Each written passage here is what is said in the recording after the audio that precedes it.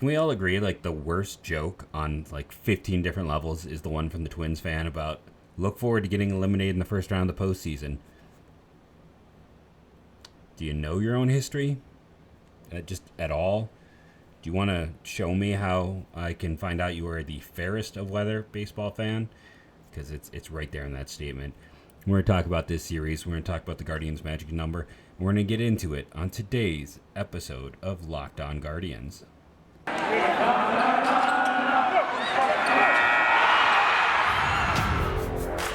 You are Locked On Guardians, your daily podcast on the Cleveland Guardians, part of the Locked On Podcast Network, your team every day.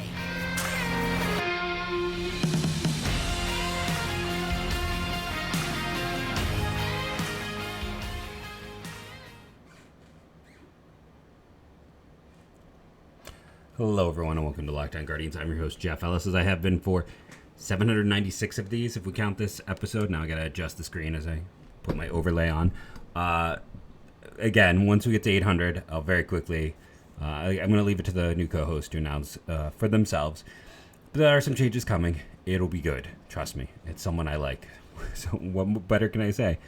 We're going to talk about all these games that happened this past weekend. But first, I want to thank you for making Locked On Guardians your first listen today and every day, wherever it is you get podcasts. So to go back to the thing, like, there are some really strong Twins fans out there. Like, I love Nash, who runs Locked On Twins. I've had some very positive interactions through the years with multiple. Okay, so if I'm doing in division, like my rankings of like the fan bases in terms of my interactions as a writer / podcaster, Tigers fans have been the kindest through the years. The Royals fans are 2, then the Twins fans and the White Sox fans. Joey Donuts, if you're listening, I love you. Thank you for all your kind words. I know you're a White Sox fan. I'm not saying they're all bad. Joey is one of the best people I've met through this show and through podcast. He is always positive. He is always engaged. I remember him making a great comment when the White Sox traded for Lance Lynn. He's a knowledgeable fan. But there is a subset that have sent me some very nasty messages through the years. And again, with Twins fans, there is that little subset. But for the most part, Central fans are great. The most negativity I've gotten from fan bases in general, Atlanta Braves. And it's weird. Like, Oakland is actually in that bottom 5, but it points there at the top 5, so I don't know what to make of that.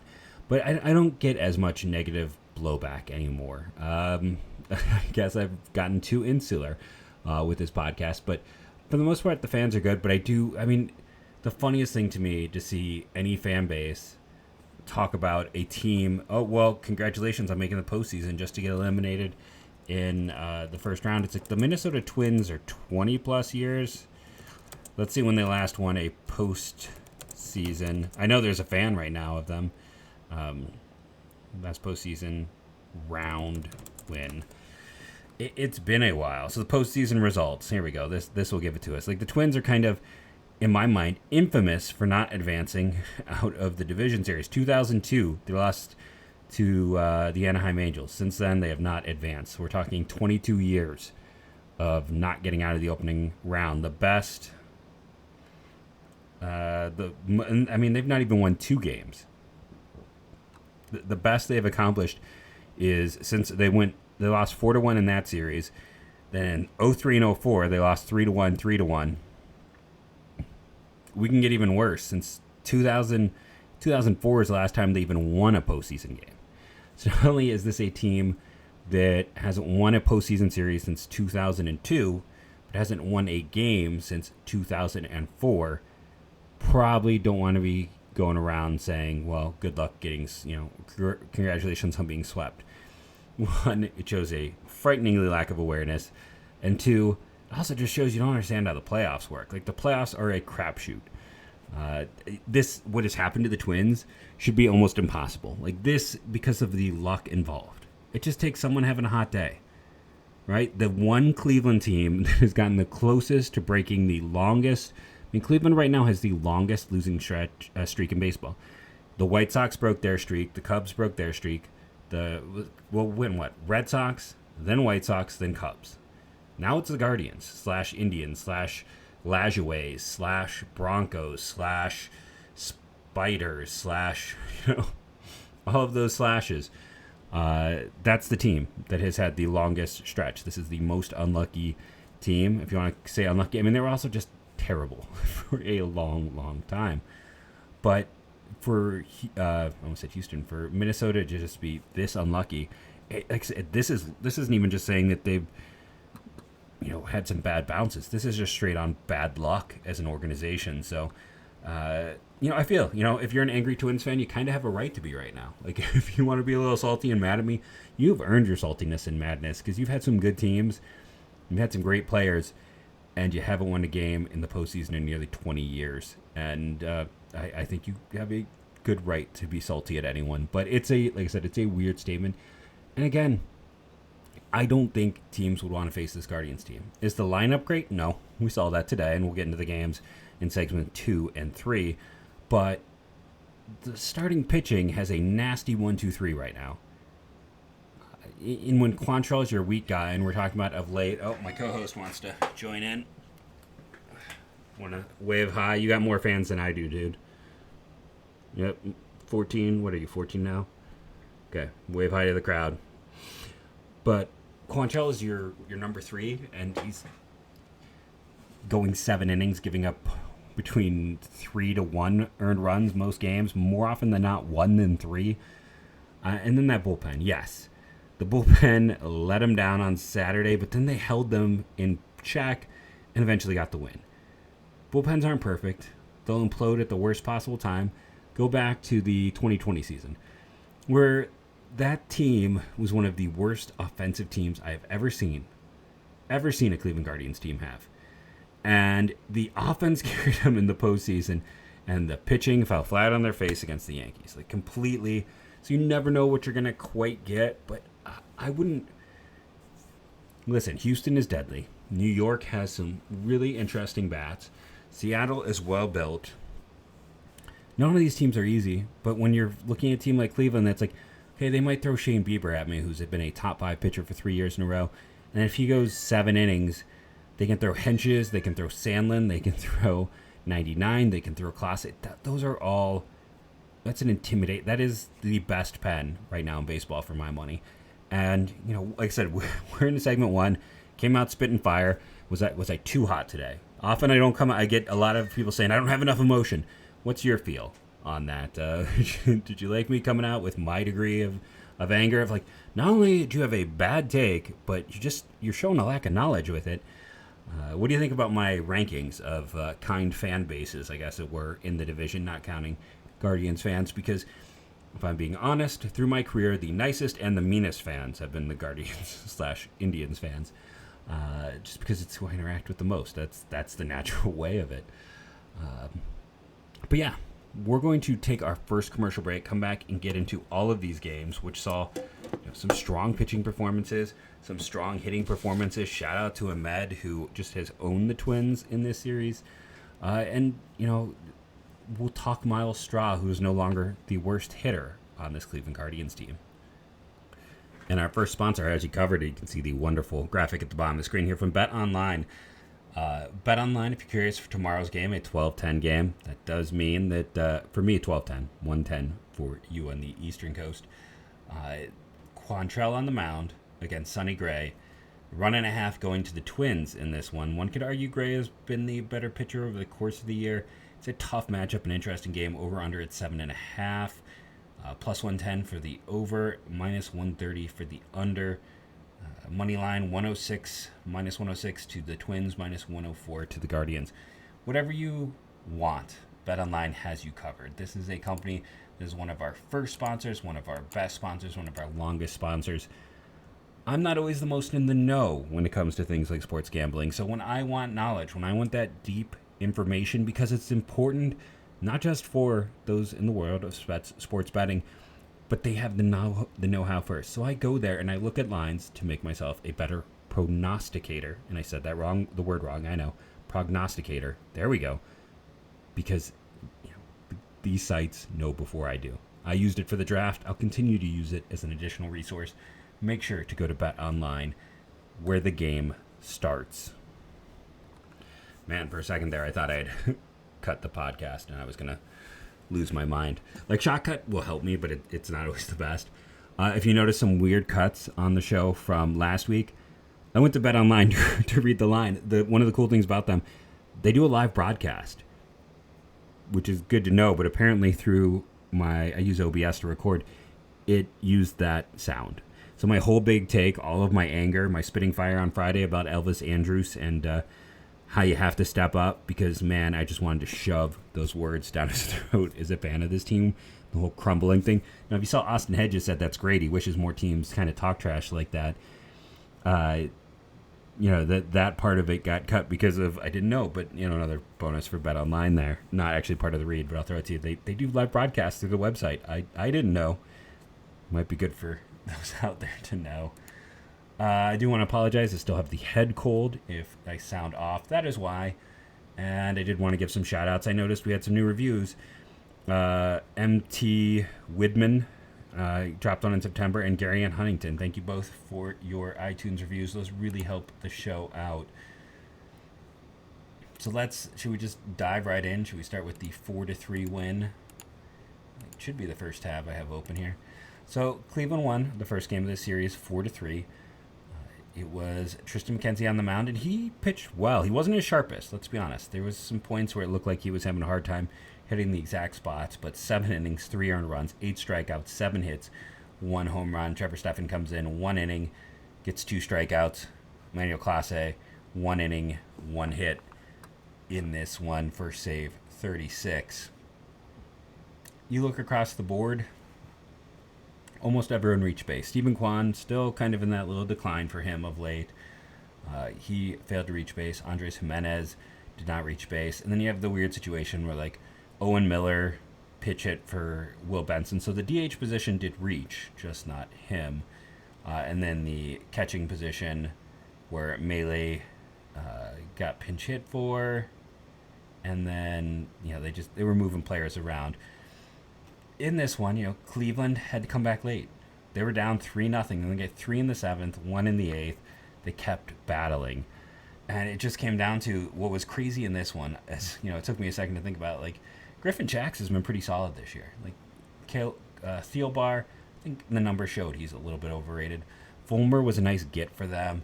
And then for Duran, who has been their nails, that is their number one reliever, to be the one who blew this game. That was nice from the dual perspective of not only did they use the guy who's nails, but now they can't use him as much, and he was ineffective. Cleveland coming back against the thick part of their pen. I don't want to use that word. That's probably not the descriptor I want, but they have one guy, and that's when you get right down to it. What's the difference between Cleveland and the Guardians besides about $80 million in salary? One, the fact that injuries are huge. There's no way around it. The Twins have been one of the most beat up teams. Cleveland's been one of the healthiest. And then the bullpen. Cleveland, I joked on Twitter, Cleveland's had 5 very reliable relievers in this series, and the Twins have had 1. 4 for Cleveland are, their big 4, and then 1 is Pagan, who has been the most reliable reliever that they have. He just happens to pitch for the Twins. And getting, again, the win against their good relievers, coming back, this team never seems to give up.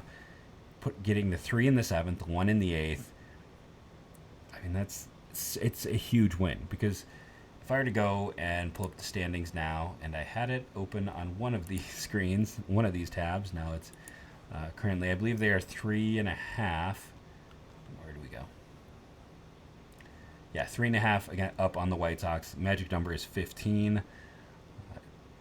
And remember, and then I need to give a shout out to Fever Dog Andrew, who is my stats man in the booth. He apologized the other day, and I want to state again on here. Andrew corrects me all the time. He corrects me the nicest that anyone does. Normally, when someone corrects me, they insult my lineage and my family, and Andrew's always like, "Hey, sorry to do this." I'm like, "No, you say it nicely."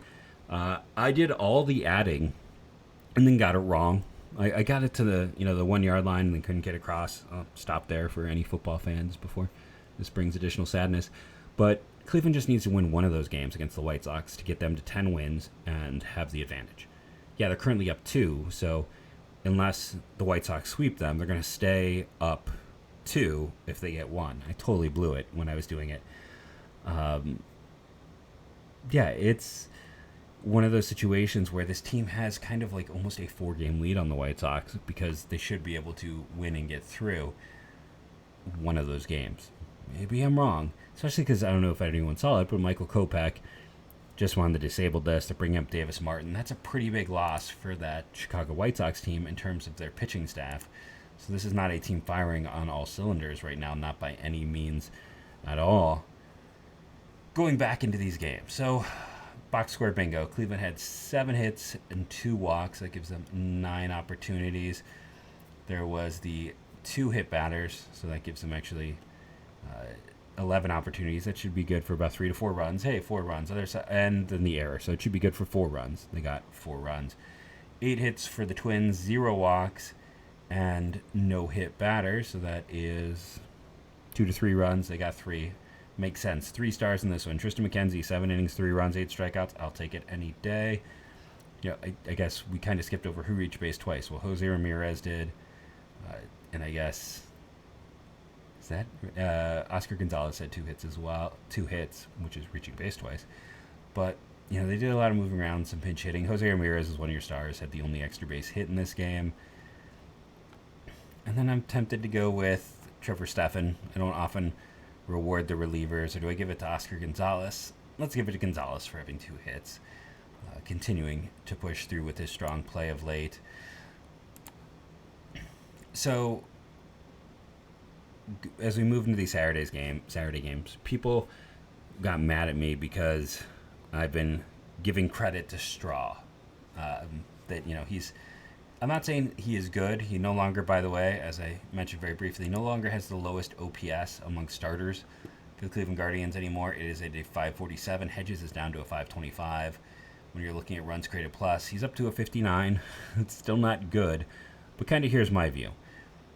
People are like, how can you not give credit to Ahmed? Okay, well, I threw one tweet away as kind of a throwaway tweet that was, you know, just more of like, hey, for as bad as Straw's been, he is showing improvement. The big difference for me, Ahmed has 1 year left and has, in my opinion, the number 1 prospect in the system behind him. Straw has 4 years left, and there's not a clear center fielder. Also, if you get right down to it, Straw, in spite of being, we went through the numbers, he has been incredibly unlucky. If he rebounds, he's going to be worth more than 2 WAR. He's currently worth 1.54 WAR. I think Ahmed is worth 2.2 right now.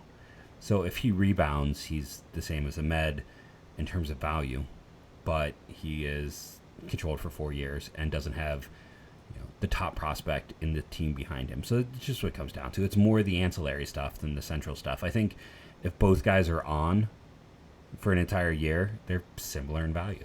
So it's not necessarily about, you know, I'm all for upgrading over Straw if you can get an upgrade.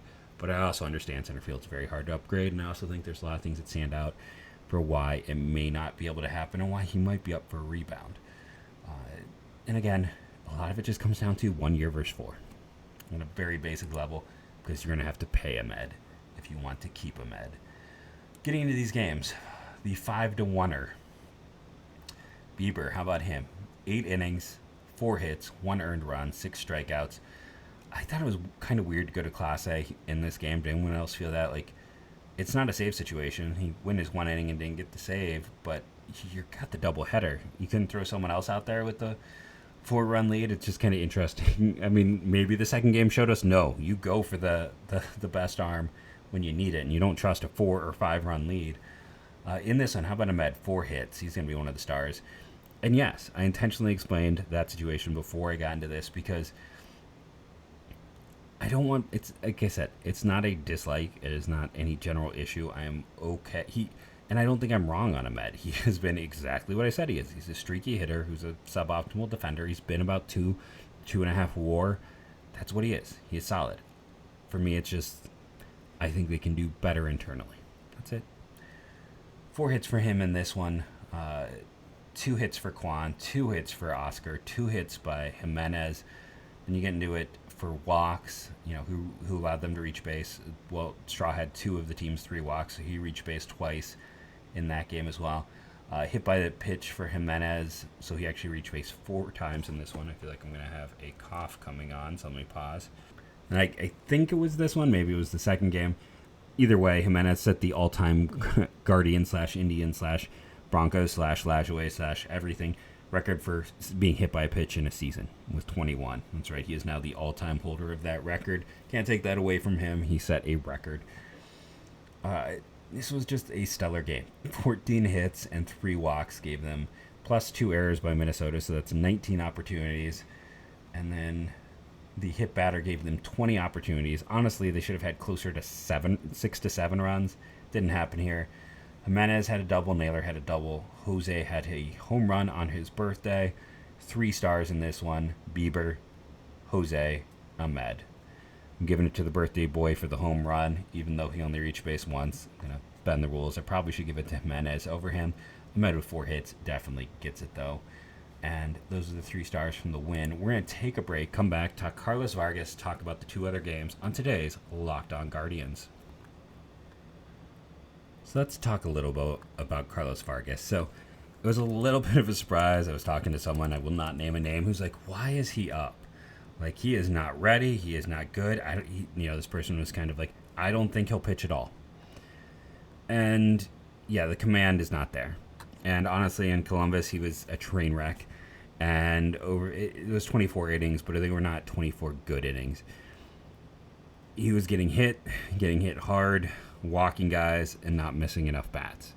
So why is he called up? He's got on paper electric stuff, but he's weirdly never missed enough bats based on what he has. Like, you go back to that 1 year in Mahoning Valley, which was essentially the only year he really got to pitch because 2020, and he got hurt last year. So he's come back this year, and he's been kind of more the same and moving into that pen role. It's electric, again, on paper stuff. I don't know if it's ever going to translate, but the Guardians' 40-man roster is packed. Like, talking to that same source, they were like, yeah, so who do they cut? Who can they even consider cutting? There's Kirk McCarty, and who else? I mean, the roster is tight. And this offseason, you're going to have to... There's at least 3 guys you have to consider adding, if not 5. And, yeah, some of that's going to be the guys like Shaw and Maley, but they don't have a ton of free agents. It's going to be interesting to see how they make space. There's going to be some hard decisions to make. But Vargas is here purely because he's on the 40-man and because they cannot afford to cut anyone. There's no one that they want to cut right now. This offseason, they're going to be looking to trade some guys. Like, there's no way around it. I don't know who. It could be guys like Curry and Gaddis who are kind of, I like them, but there is a degree of fringeness to them. There could be, some other players that are kind of fringe types they might have to look to trade because they just don't have space. They don't have room. And if they're calling up Vargas now, who's clearly not ready, he's an interesting player. Clearly not ready, then that shows that they're afraid to cut anyone that they currently have, that they really don't want to. So he is here. If one of those games on Saturday went really poorly, he was going to go out and pitch probably 2 to 3 innings. He was there as just a guy to sop up. Now the games were too close for that to happen because the Guardians gave up 5 runs in the 8th with 99 and Stefan in there. And yeah, it was pretty ugly. Connor Pilkington, what a performance, and it's going to be completely forgotten because that game went 15 innings. But 5 2/3 of 1-hit baseball, 2 walks, 6 strikeouts. Like I said, the stuff is good. You just don't see the command like he had in this one. Sandlin comes out, had a hit and a walk, not the best in 2/3 of an inning. Henches comes out, gives up a run, strikes out 2, and he was part of... Was he part of the... Yeah, he was part of the implosion there, though he gets credit for the hold. Trevor Stephan is not good. 99 gives up the home run.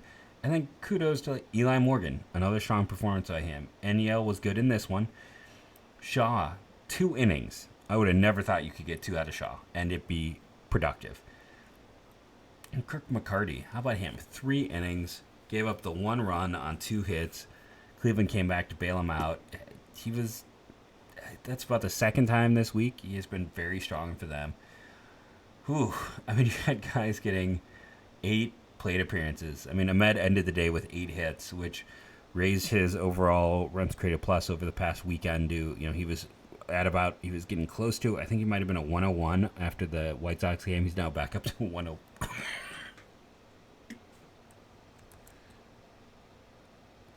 Apologize for that. A 104. Who else reached base twice in this one? We had 3 walks with Jose, 2 by Naylor. Man, it's been rough for Naylor. If you look at the case of 2 halves, he's worn down over the course of the year. Miller had a hit and a walk, and then a lot of not so muches. For a team that had 12 hits and 8 walks, there wasn't a lot of guys. Quan had 3 hits. Rosario had 4. Those 2 combined for 7 of the 12 hits. And then it was just, you passed Jose and Naylor, and the rest of the lineup, it was a bit more of a struggle in this one. Whew. I mean, it's even the funny thing where you look like the intentional walks. Gordon, Urshela, Ramirez twice, Naylor twice. That's why those walk counts are so high, because the intentional walk. Who got hit by pitches? Gordon, Correa, Quan, Jimenez. That's the one where he set the record. So, 12 hits, 8 walks, that's 20. 2 hit batters is 22. An error is 23. So that should be 7 to 8 runs. They got 7. On the other side of things, 7 hits and 5 walks. That's 12 opportunities. An error gives them 13. And I believe they had 2 hit batters as well, right? So that is 15. Should be about 5 runs. They got 6. So they outperformed a little bit. Cleveland had 3 extra base hits in this one. Just 1 for the Twins, which makes it even more surprising that they outperformed. Gonzalez with the double, Quan with the double, Rosario with his 10th home run of the year. Obviously, Rosario gets one of them. Like, there's no way around it. You have to give credit where it's due. And I know people are going to be like, everything you just said, again, it's just about, he is a solid major league starter. Okay? He's a solid major league starter. I think Rocchio is Lindor light. That's all it comes down to for me. And then the control. That's it. Is Rosario a solid player? Yeah, absolutely. Is he going to be exactly what I said? The 2-2-5 guy? Yes. Is there value in that? Totally. This game, he was great. He hits one of the 3 stars. Connor Pilkington is going to get one as well. I mean, come on. 1 hit for 5 2/3 of an innings. Good on him. And then I kind of debate, but I think at the end of the day, I give it to Quan, because he reached base 4 times in this game, had 3 hits. It just seems to always come back and be in the center of things for this team, consistently getting things done. And this win helped set this team up, because Sunday they laid the egg. You needed that, because otherwise it's a split with a chance to lose the series on Monday. Instead, no matter what happens on Monday, they win this series. Offense went away. Okay, they had 3 hits and 3 walks. Nobody reached. I'm sorry, Straw is the only player who reached base twice. Continues to tick up a little. Other than that, you go through. I mean, the top of the lineup. I mean, Jimenez lead off. We haven't seen that all year. Rosario, then Jose, Naylor, Oscar, Palacios. None of them had a hit. You did have 2 walks in there, but no hits. Or maybe Jimenez. Man, Jimenez got hit in the almost every game in this series. So maybe that was the one that set the record. So then did he actually reach base twice? No, because he didn't walk. He doesn't walk very much to begin with. But Cleveland had 7 opportunities. That should be good for about 2 runs. They even had a double in there. Unfortunately, they didn't get any. On the other 7, it was actually 8 opportunities. That should be good for about 2 runs. Didn't happen. 8 opportunities is 2 to 3 runs. They got 0. The other side, they had 10 hits and 3 walks. That's 13 opportunities. That should be good for 3 to 4. They got 3. Stars in this one. Cody Morris. How about him? He has not pitched more than 60 innings. I keep doing that. 60 pitches all year. He went out and, had 81. 6 innings, 6 hits, 1 earned run, 1 walk, struck out 6. He's going to be, I've talked about before, I think he'll be a weapon for the bullpen. Eli Morgan, another strong outing. 2 innings, 2 hits, 1 strikeout, 3.6 is the ERA. Starting to rebound. Again, confidence was an issue. He was too lucky in the first half, very unlucky in the second half. He is a solid reliever for this team. Listen, Enya was a fantastic free agent pickup. This was not his game. This was more of a 1-0 loss than anything else to me. Like, that one, it got away from them in the 9th, whatever. This was a game they could have won. They didn't play well. So, Morris gets one. Straw is one of your other stars. And then Eli Morgan for going 2 innings. The 2 innings is more valuable than, Freeman's 1 hit or the walks or the hit batters. So, Morgan, 2 innings, allowing 2 base runners and striking out 1. Those are your 3 stars. And again, don't get tight. It's a 15 is the magic number. Cleveland's got 6 against Kansas City, 3 against Texas, and the Twins and the White Sox have to face each other for a bunch. It's an easier schedule coming down the stretch. It's great if they win tomorrow. It's a hard matchup, but Quantrell's been very good. Win or lose, the worst case scenario, I need to see if the White Sox are even playing tomorrow. But it'd be 2.5 if they are. If not, it's a 3-game lead. And again, Cleveland then, let's say they go and face the White Sox and only win one of those games. Let's go out and make the bold prediction, say that happens. And no, they do have Monday off. So it would be, if Cleveland loses tomorrow, they have a 3-game lead. They lose 2 out of 3 to the White Sox. They're up 2, but it's really 2.5 at that point, where they get Detroit, where they didn't dominate Detroit this past weekend. And Cleveland, they have an easier schedule. I'm not going to be heartbroken if we get to the middle of this week.